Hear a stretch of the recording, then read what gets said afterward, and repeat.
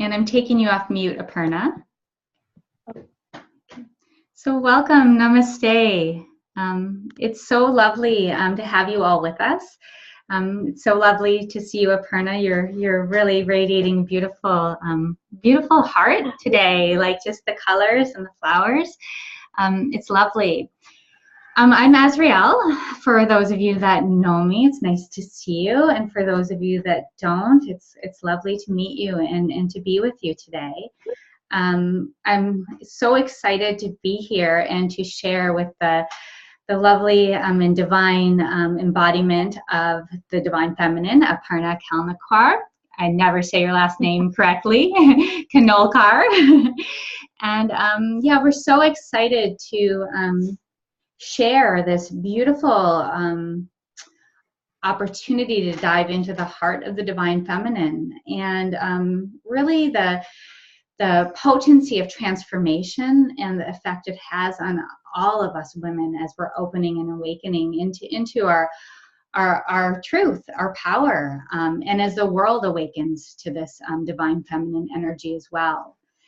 I think what I'd like to do before we get started, and I'll give you a chance, Aparna, maybe just to start after we do this, is just take a moment and take a few breaths together. We were having some technical difficulties, and I think it's always nice to just sort of stop and restart before we dive in. So I'll invite you all to close your eyes and to get comfortable. Yeah, taking a big breath in if it feels good. And sighing out and resting in your body, in your chair, in your bones. And taking a moment here just in silence.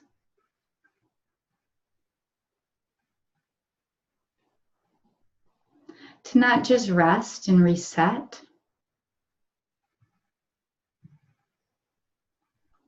but to attune to each other and to attune to the essence of light moving through us.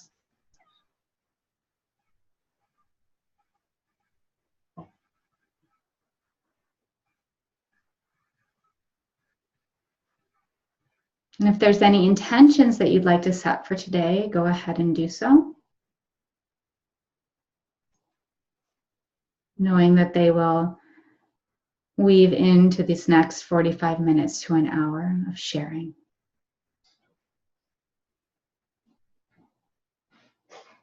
Finding your breath once more. And opening your eyes when you're ready.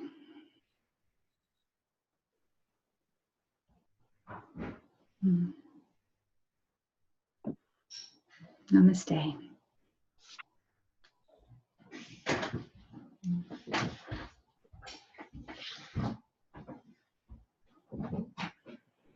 So welcome everyone. I see we have a man here with us. Yeah. At least one. Maybe there's more than one. I see James Allen, one of my dearest friends. Welcome, James. I don't know who the other 805 number is. That's you, I think. Oh, that's right. Anyway, so we just finished the eclipse a few hours ago, about 3.5 hours ago. I don't know if any of you felt it. I certainly did. And it was so intense that I stopped everything I was doing and I did my heart-based meditation for 20 minutes. It was very rejuvenating and really got me back in a state of poise. Because I was very amped up. I wasn't stressed out, but I was just very amped up. I wanted to get a lot of things done, and I was excited, and I was very distracted.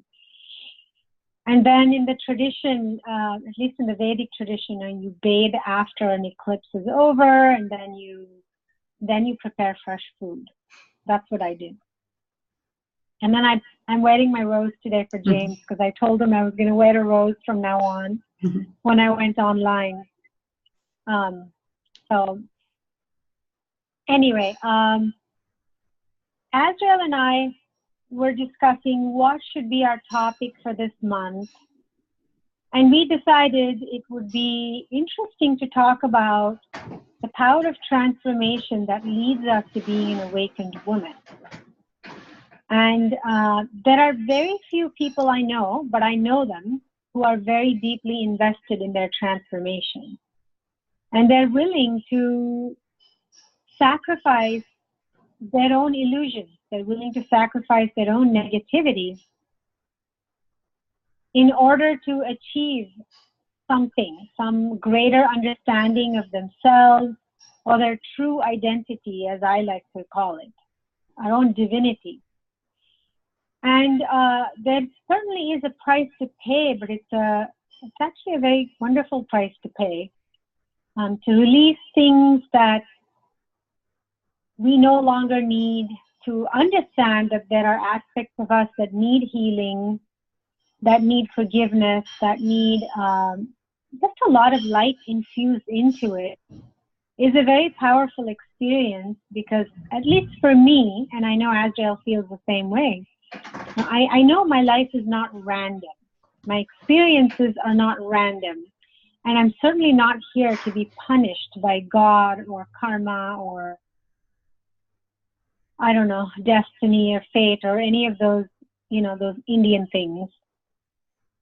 And so then why am I here? Why do I even need to bother with transformation? Why can't I just, it's an interesting question for us to ask ourselves. Why not just live just life as it comes and just do whatever and just enjoy? And who cares about transformation? Who cares about any of this, like sacrificing and awakening? Isn't it too much? Isn't it too much?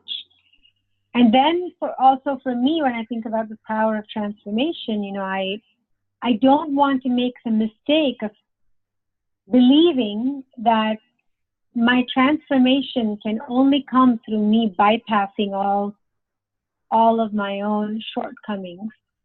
And from that standpoint, our shadows are of great help to us. We're not our shadows. We are truly our light. But our shadows help us to see where more light needs to be shed on certain areas or certain aspects of our lives. And in the tantric tradition, everything is an opportunity for expansion and growth. Everything. There's no distinction between light and dark. It's the absolute willingness to be present for whatever is going on. And the more we put things in boxes and make them into good and bad and ugly and dirty and beautiful and pure, I think the more we're going to bypass our transformation. And that was a very difficult lesson for me to learn, because I had some misguided perception of what transformation is. And so I'm sure some of you can relate to this. I would say that I'm still in the unlearning process of that to know that whatever is here in front of me is the gift. Whatever is here in front of me is a tool or an opportunity for some beautiful transformation to happen. So that's where I'll stop, and I'd like to know what Asrael thinks, feels, and has to say. Yeah, it's very interesting. We are transforming. The world is transforming at such a powerful rate right now, and we're seeing so much of the dark, and yet we're seeing so much of the light as consciousness is expanding. And I think, especially as we bring it in terms of the feminine, whether it's in the men or in the women, or if it's women that are awakening, but the feminine has to rise. It is rising, and I'm almost sensing, as you said, there's the boxes that we've learned to think of as good and bad, and there's also the boxes that we've learned to put things away in. I don't have to deal with that, or yes, I'm going to have it be light and easy, or or maybe I don't want it to be light and easy. I don't believe that, but I don't want to deal with my stuff. And by stuff, I don't even mean our emotional stuff. I think it's important. We need to work through it. But what I'm talking about really overall is I'm talking about that right now, that it seems to me that the light, those of us that feel and sense the inner light, we have no choice. There is no choice to going back to what was easy. There is no choice to going back to what was safe or comfortable. It's uncomfortable to be there. It's uncomfortable to stay there. I'll say that, for example, I was talking with someone today, and they're like, I just want to expand. I don't want this life anymore. Not that they want to dishonor where they're at, not that they're ready to run away and give it all up, but that the power of the light and the power of transformation is so strong that they can't choose anything different. And I think this is the light of consciousness. I don't think it's just Shakti rising. I think that's part of it, but I think it's affecting the male energy that's coming through too. But the sense I get is that as we're growing, as we're awakening, is that there is nowhere to go but into the light and into what calls us. And one of the biggest things as the feminine principles of things is that we're givers, right? We give, we take care of, we serve, we love to take care of everybody else. And when I look at transformation in today's world, and what we really need to do, and what I think is a big step that we're learning to do, is to start to give to ourselves, to start to receive, and to really start to listen to the call of what's calling us. And as we're seeing in the world today, it's destructive, right? Things are falling apart. Life is exploding. And sometimes that means that our own worlds explode. Our own job that we had for 20 years no longer serves us, or our relationship that was so stable and steady might not be the safe haven it once was. There's something bigger that's calling us. There's something bigger that's awakening in us. And again, I think that as we open to this power, there's no way to move but forward. And I see that with my clients. I see that with myself. So I guess that's where I'd like to start. Is just that pull is so strong. It's like the ebb and flow of the tides, right? It's just like a super moon every day, drawing us to our purpose, drawing us to awaken. Beautiful. Thank you, Asrael. I think for me also, this is very much related to Sadhguru. He often talks about how we all need to be a mother to the world. And we can't be a mother to the world, and you don't have to be a woman to be a mother to the world. He's really referring to this idea of the blossoming of the feminine energy of nurturance and kindness and compassion, and of course, fierceness too.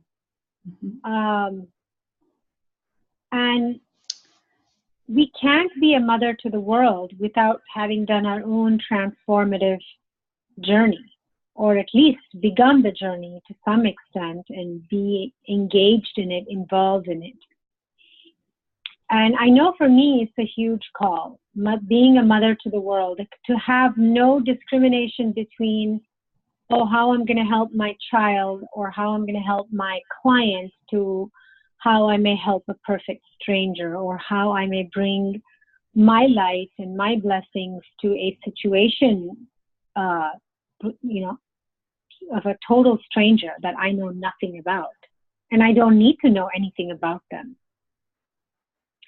And I think it would be really wonderful if we had a discussion about what is transformation? What does it look like? What does it feel like? Well, it feels like everything. It feels like the worst tragic feeling sometimes, to the most euphoric state of, I have just had victory over some aspect of myself that has taken a hold of me for the longest time that I didn't even know about. It was so insidious, to feeling like I'm so overwhelmed. I don't know how I'm going to overcome this, or how am I going to finish this transformative journey.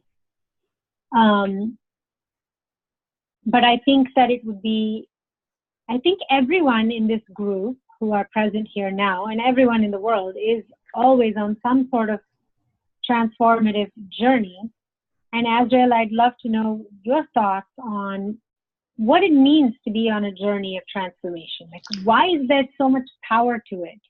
And why is there a burning desire for it in some, and why is there no desire in others to transform? Great question. And I'm going to I also just want to make a little note, because there's something that sort of popped up in my head. Hold on. While you were talking. Oh, I think it's a big one. I think, everyone here, at least, or probably anyone that's going to watch this video, is probably at least a little bit interested in transforming and in the journey of transformation. Why are some called to it and not others? And then where do we also get a question that pops in my mind is the judgment that we should be maybe thinking about transforming more, or we should be, well, probably if we're on the path, we're not going to think about doing less. But again, judging ourselves in the scale of enlightenment or awakening in that transformative space. I think the world is waking up, as I said before, and I think that more and more people are having consciousness expanding. But, we all radiate at different vibrations, and we all come in, I believe in past lives, and I believe in current lives sort of moving in the same sort of biosphere in a different time and place. And I think they all affect things. And I think, some of us come in with our purpose that's very clear, very early in life. For example, I was born into a very middle-class family. My mother's a teacher. My father's a doctor. I was expected to go to college. I was going to get a good job. I was going to have a family, and that's what I was supposed to do. And I knew at a very early age that wasn't going to be me, but I couldn't blossom into it, right? I couldn't trust myself. I was insecure. I had to do what my parents wanted. Again, I wanted to serve. I wanted to give. And when I was 15, I would experiment with tarot cards, and I would do all these sort of neat, fun things, and my mom would throw them out, right? And then in my early 20s, my life blew apart. Life literally blew apart. And I was taken on a journey because spirit and soul was telling me to wake up. I didn't have a choice. I didn't know how to break through the boundaries that my parents had placed, so life took me there. And so I think for some of us, that's what happens. You get sort of like Kali comes along and says, okay, we're thrashing you, wake up, listen. I think there are others that come in with just such a strong knowing and such a strong sense, and they feel so connected. And so there is never any choice. They're led to God, and by God, I mean in all sense of God, not just in a religious sense. And then there are others that are slower to wake up, and that might only be opening their eyes or blinking even now. I'll use my mother, for example. She is not necessarily been the most awake person in her life. Lots of trauma, lots of travesty, wanted just financial stability and a home and a family. That was her life. But over the past 10 or 15 years, as I've started to awaken, it's led little raindrops to the other people in my family. So my mom's eyes have started to open. My father's eyes have started to open. Some of my siblings' eyes are starting to open. And so I think that as we awaken, as we take care of ourselves, we have to always remember that it touches and caresses each being in the world, right? And we're all going to have different paths. For some people, it's going to blossom like a lotus flower. It's just going to be easy. And for others, it's going to be filled with travails, travesty, not understanding, fighting. But there isn't anything better or worse or wrong or right about this, right? Especially if we speak of it in the term of the feminine. The masculine fists have been holding things so tightly, and I promise you I have got a lot of masculinity in me. Like, I can be so tight and constricting. That's where some of my challenge lies, right? But the divine feminine is like this blossoming, this opening, this awakening. And I think that if you think about, like Leonard Cohen has that song, like the cracks are where the light gets in, right? And if you think about like looking at a driveway or in a city where there's all the cracks in the sidewalks, and you'll always see things growing there. And I think that there's just, that's what's happening now, right?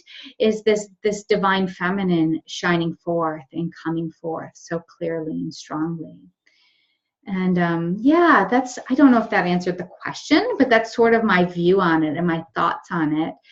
And I think Aparna got disconnected for a moment. So I will take a moment. We'll come back to this. But I also wanted to say something that came up very, very strongly for me when she was talking about this awakening. And I think this is key for the feminine aspects in all of us, is understanding. And it's a compassion. And men have compassion too, right? But when we think of the divine heart, it really is that divine compassion. And it's very difficult to have understanding in the world today. It's very difficult to understand the pain and suffering that so many are feeling. The loss of life, the starving people. I mean, we can go on and on. And it's not that we shouldn't feel sorrow, and it's not that we shouldn't feel the pain, but it's also a sense of compassion and understanding to the whole, and knowing that we don't have the full picture, and that we can't compartmentalize into good and bad, right or wrong. And so it's that compassionate understanding that we can bring forth now that is really going to allow the divine feminine to flow, to heal, instead of being in judgment back and forth, which is very difficult to do.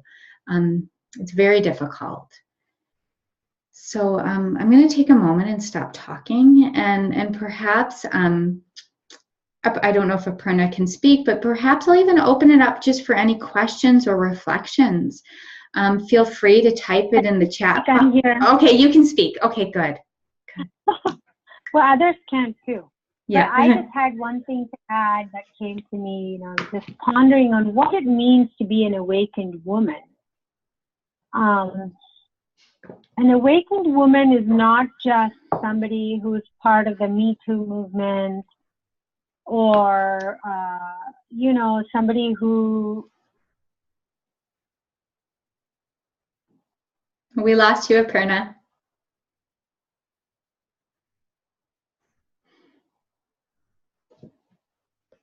Can you hear me?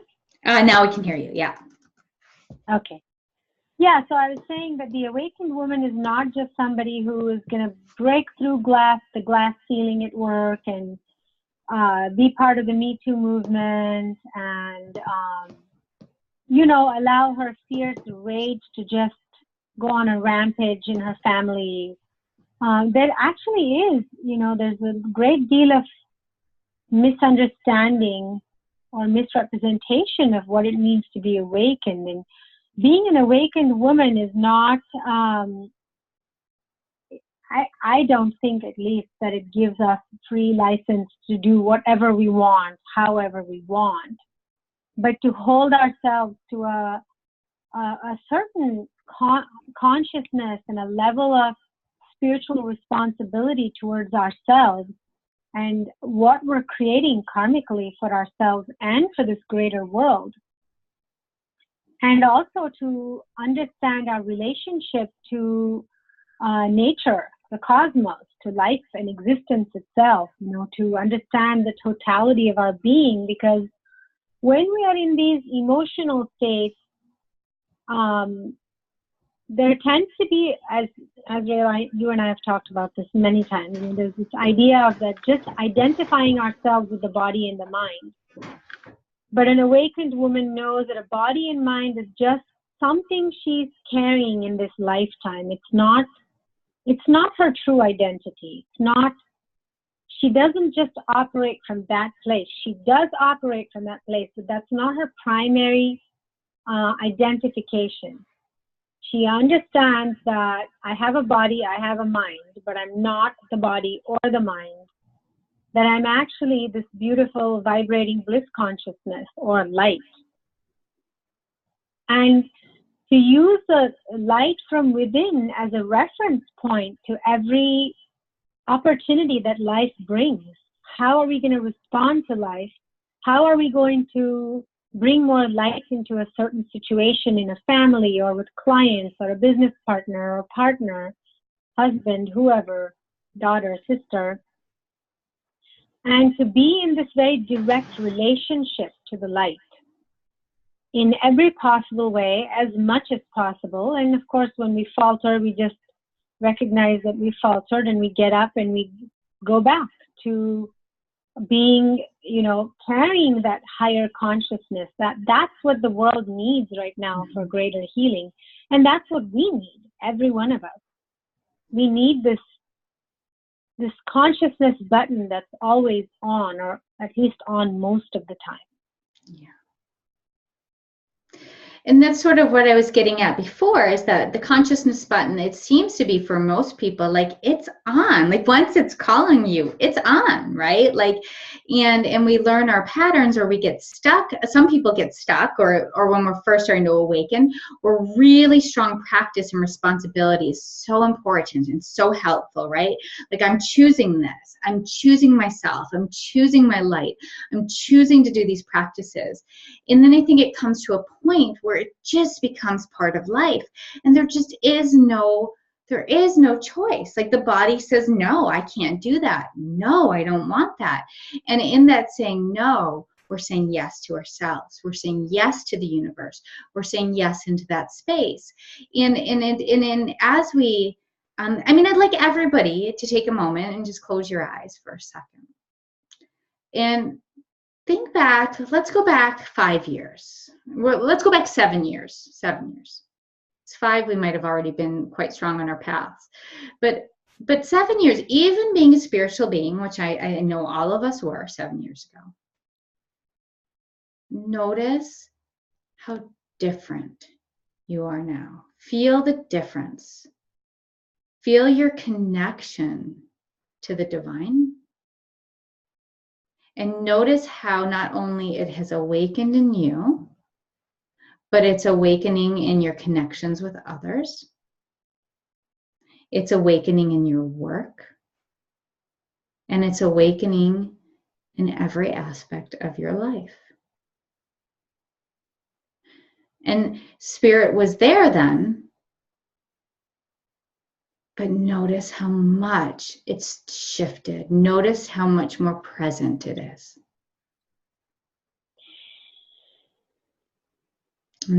So when you're ready, you can come back. And maybe we'll just raise our hands. I know Aparna's going to raise hers, but do you notice a difference? Like, did everyone notice a big difference in the past 7 years? Yeah. Oh, yeah. Yeah, me too. So I guess the question I have to ask, and I think I sort of gave my thoughts on it, but what's changed? What, not what, like, actually, oh, this is what's changed, I'm doing this differently. What's changed that it's grown so much? Why is it calling us so brightly? Why is it speaking so loudly?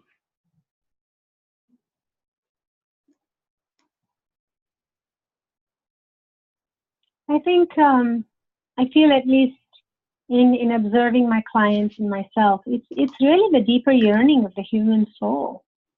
It's just part of who we are. It's the biggest part of who we are.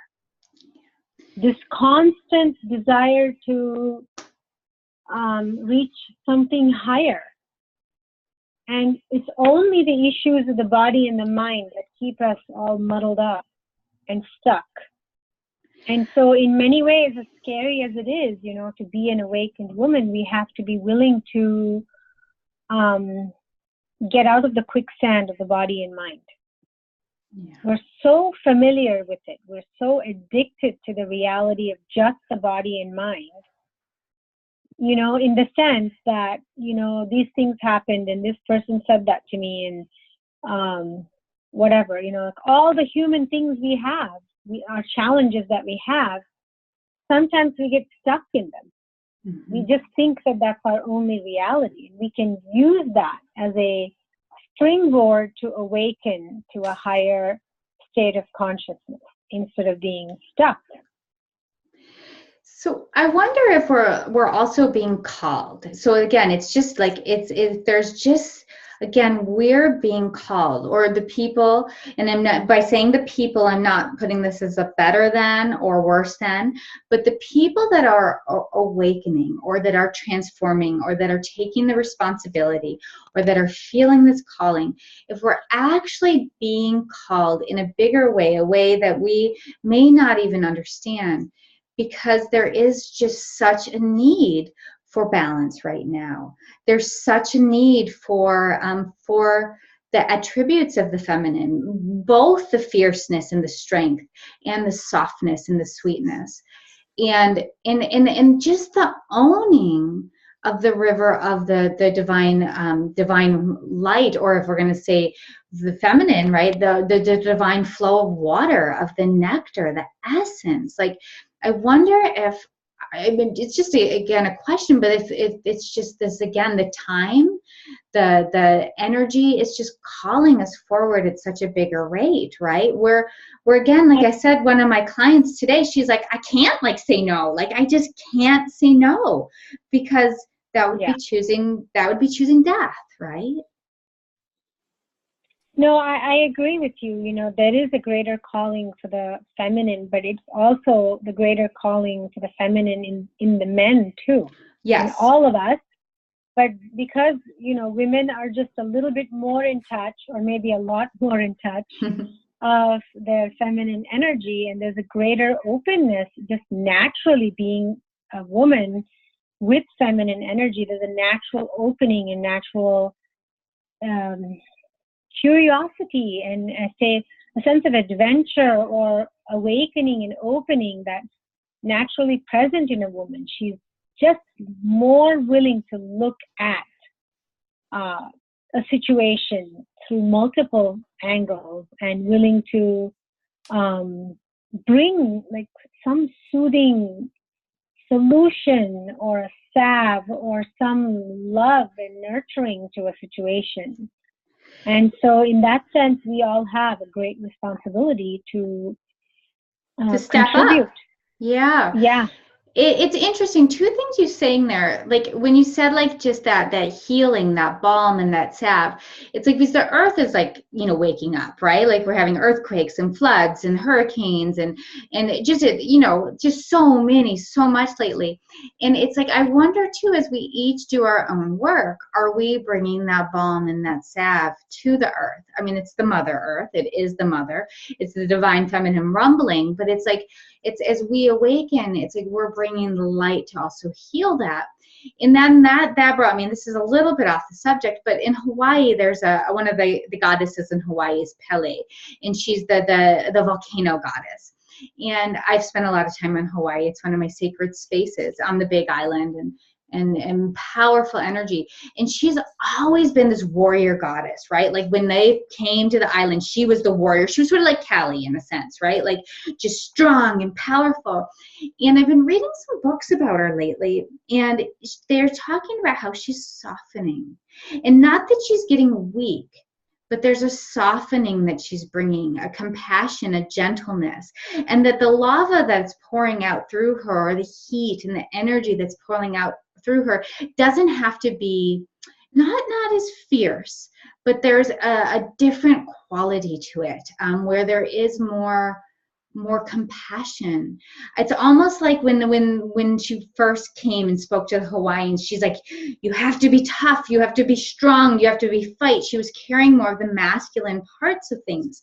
And now with this beautiful energy of the feminine changing or awakening in us all on a bigger level, I just wonder if that's part of it, right? Us coming into a space of just a little bit more softness, if that makes sense. Again, not that the fierceness isn't there, but it's that compassion and that understanding along with the fierceness. I am all for, go ahead. I was going to say, definitely personally for me, that would apply because I have a good dose of Mars. I think my other career I could have been an amazing lawyer. I always argue to win, and I always win, so to speak, you know. But all jokes aside, it is true. I think that there is a greater subtlety to this idea of this awakened woman. It's not about swords and daggers and mean words and you know, everyone get out of my way, I'm going to make all these things happen. It's more of that subtle, tender. It's actually, I believe, far more powerful to stand in that space for everyday things. Sometimes you do have to stand up with your sword, but it doesn't have to be for everything in life, you know. And so that, and churning that tender energy, that softness, is at this point in our evolution somewhat counterintuitive, because many of us have gone in the opposite direction of being too fierce. Yeah. And so now everything you said just totally resonates. Like, even with my private clients, even with all the women, I mostly only interact with women. I have very few male interactions in my life. I see it even in them, a very deep, driving desire to find that inner power that is a little different, or maybe a lot different, than the fierce, ready to fight, and I'm going to take you down kind of. Well, and it's interesting too, because that just depletes us, right? Like, if we're just always like, gotta go, go, go, right? And that's what we sort of learned. Like, it was so amazing when feminism, like, sort of, I mean, when did feminism raise its head? I mean, was it with the vote? Was it before then? But a lot of times it's attributed to the 60s, right? And feminism would really stand up. And it was like, I'm going to do the man's job. And, or maybe it was the war, because women actually had to go and do the men's jobs, right? And to make sure that people got fed and that airplanes were built, or whatever. But it's like, we took on, as a culture of women, took on this culture of, well, I'm going to work all the time, and I'm going to like fight, and I'm going to be like a man, right? And not that it's not good that women went out and worked. I mean, we're all career women, right? We all work.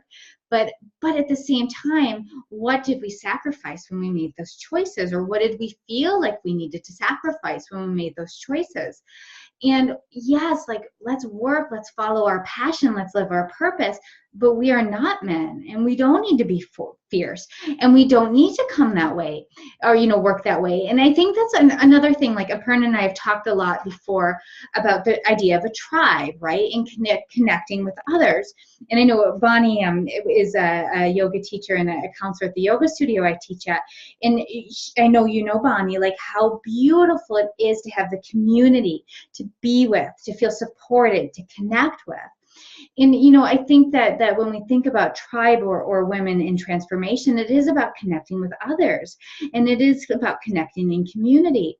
And for so long, and I know I've done it in my life, more in my 20s than in recent years, but where I get competitive with other women, like, I should be doing that, or I should be this, or they're better than me, or I can't, like, be their sister, like their friend, like that, because no, like, I feel my own insecurities and my own stuff. And in the past 20 years, I'm really coming to this understanding. It's like, as together, we are just a stronger whole.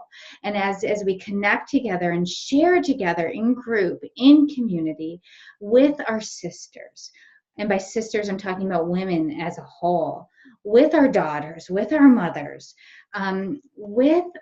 with those that we see, even if it's just smiling and looking someone's in the eye at the store, and just sharing those connected points.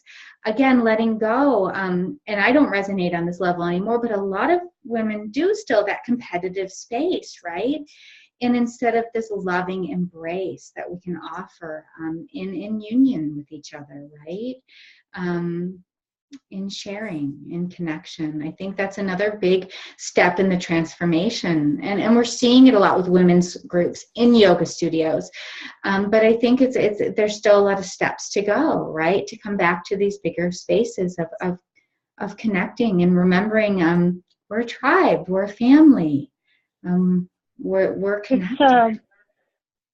So it's completely true, because women are naturally relational, and women like to be in groups, and there's a great deal of feeling of support and nourishment for women from being in, they've done all these studies that show that women, men who are divorced die earlier. Women who are married die sooner. It's so sad, but it's the truth. But women who spend time with other women regularly have healthier hormonal balance. They have healthier emotional lives. They're just overall healthier. Men thrive in the company of their wife. Of course they do. Yeah. Women don't thrive in the company of they're not living longer because of their husbands. The study showed that women live longer and are healthier because of their tribe connection, because of how much time they spend with their women friends and get that nurturance and support. And then the other aspect I wanted to add to was that women in general, we need to really support each other in releasing victim consciousness. Mm-hmm. Men have victim consciousness too, but we're talking about the awakened woman. So, yeah. That victim consciousness, it's like judgment. It seeps into our system, into our minds, into our bodies, into our psyches in such a way that we don't even know that we have this deeply ingrained victim consciousness. And it comes in various forms, like, oh, in my culture, that's just how it is. In my culture, women are viewed this way. I don't know, my family's always treated me this way. And that we have so many themes, so many variations on the theme of victim consciousness.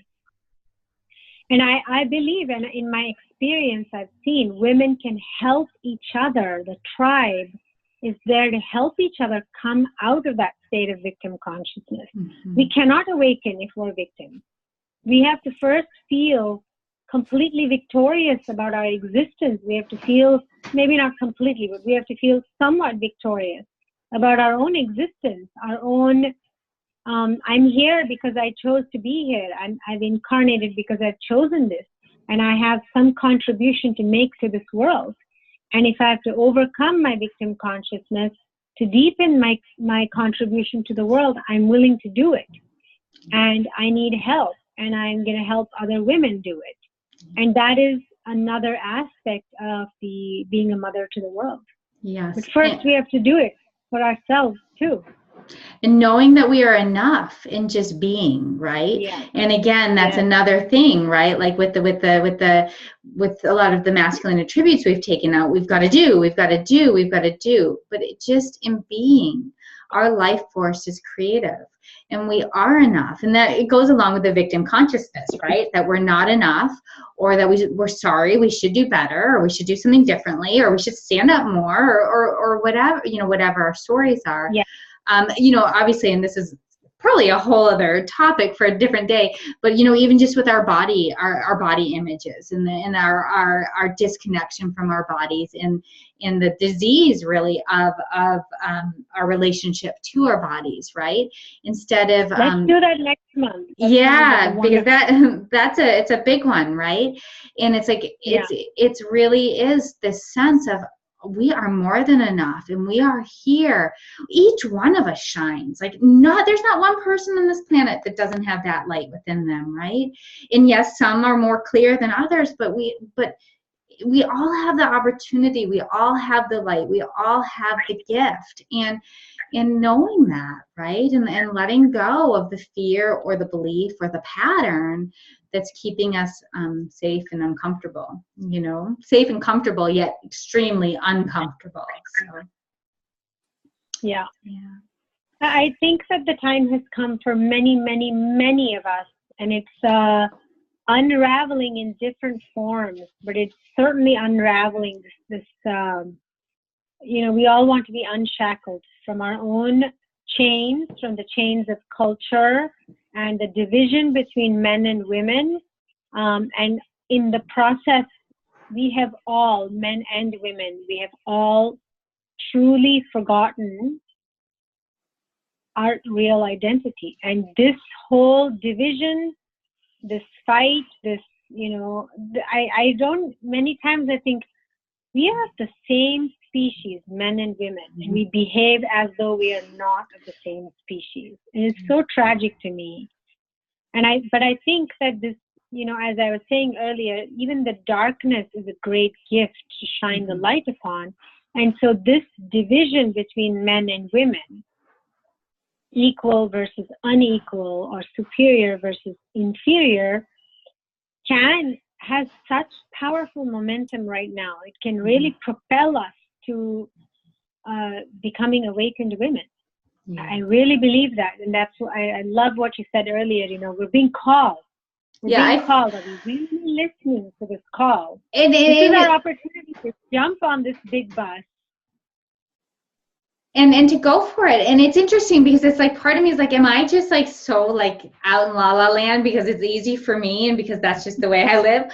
But I don't think so. I think we are really being called. And I think, yes, for different people at different levels, again, you need the responsibility, you need the practice, and people, when they're just starting to awaken, need a lot more support. But I think we're being called. I see it in my yoga students. I see it in my clients. I see it in everything. And that's even when we look at just like a lot of the breakdowns that are happening in so many people's worlds. It's because they can't live that way any longer. They can't hide from the truth anymore. And I have a quick story to Yeah, go ahead. I have a quick story to share. I spent some time with a young lady today. She's 24 years old, wonderful, beautiful woman. And she has lupus and fibromyalgia.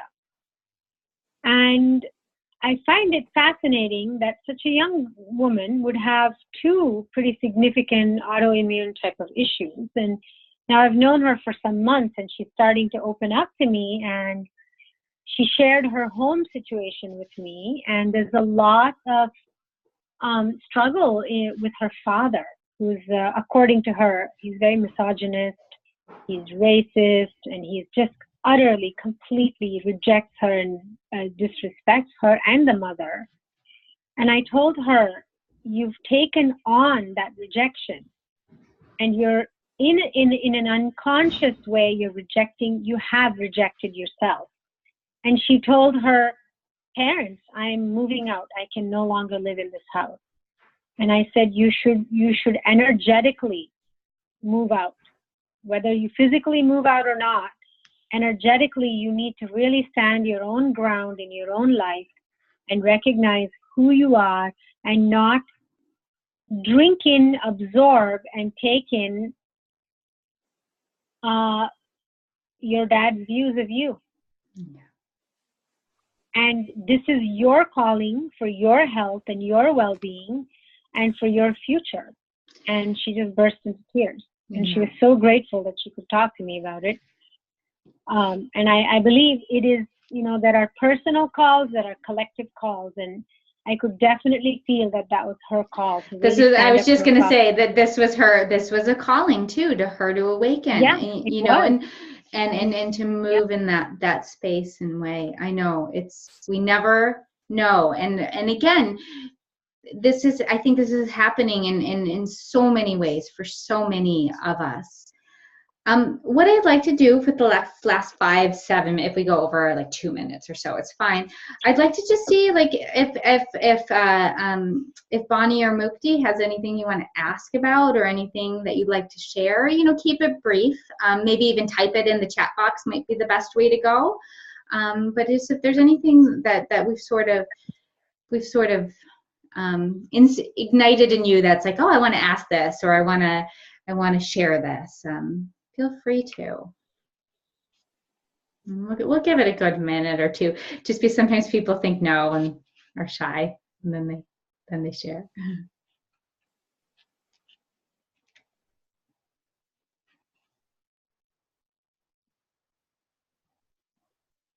I'm gonna say one more thing is we're giving you guys an opportunity. Don't feel like you can't stop sharing.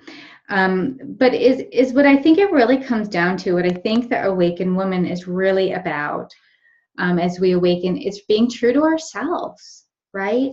It's listening, it's understanding, and it's being true to what moves through us, and not sacrificing that for anything. And by sacrificing, I'm not talking about the ego and doing what we don't want to do sometimes. I'm talking about really honoring the deepest part of us that knows. And the more that we can connect with that, and the more that we can be in tune with that, I think that's the greatest work we can do. I agree wholeheartedly. Okay. So Mukti. It's interesting, I don't know, I'll read it out loud. I'm glad I came tonight, as it is giving me another view on what has been happening to me and in my life these last 6 months, and it will give me more of an insight. It's so beautiful. I'm so glad to hear that, Mukti. And, again, I know you're showing up a lot, like you're really doing the work this year, you're stepping into it. And just knowing that, like, the pieces will come together, and sometimes we will get lots of insight, and sometimes we won't know what the hell's happening. and that's okay, right? It's okay. We don't always have to know. Yeah, and to know that everything in our lives is leading us to our awakening. Because when we say, oh, this bad thing is happening to me, so now I can't evolve, or this good thing is happening to me and therefore I'm gonna evolve, I think that at least my invitation is, let's not have illusions of good and bad. Let's look at all of life as an opportunity. A constant invitation for our evolution. Constant, beautiful. Yeah, constant. And it's, you know what? It is death and rebirth. Death and always. Rebirth. Every breath. Every breath. Every inhale and out exhale is we're dying and we're being reborn. And so is a crisis, may lead to a feeling of something is dying, but out of that crisis can also come, and often it does, a beautiful version of yourself, ourselves, more wisdom, more compassion, more strength, more courage. And you know what else for a lot of us women? More surrender. Yeah. And to take some of our burdens off our shoulders and think that it's all me. It's the ego that thinks it's all me. I'm carrying this. I'm going through this. I'm doing this. And I have to do this. And I have to keep it up like this. And this I'm learning. I mean, I've known this for a long time, but I learn it every day. Even today, I had a light schedule till later in the day, or till like the mid-afternoon. And I was like, okay, well, I've got my list. And I was like, no. I meditated twice. In the morning, like normally I meditate in the morning and afternoon. And then I'm like, I'm going to go for a walk. And I'm like, I don't want to go for a walk, right? But like we get into this sense of doing, overdoing, even just some little mundane things like that. And it's surrender. And it's even when you notice your controls about what food you're eating, or you notice the controls around how much you exercise, or you notice the controls around whatever it is, right? It's like, okay, why don't you just surrender? Why don't you just trust, even on those little finite ways? Because I think that's one of the things that can be very challenging for us, is that we get into our responsibility, into our practice, and our practice is so important.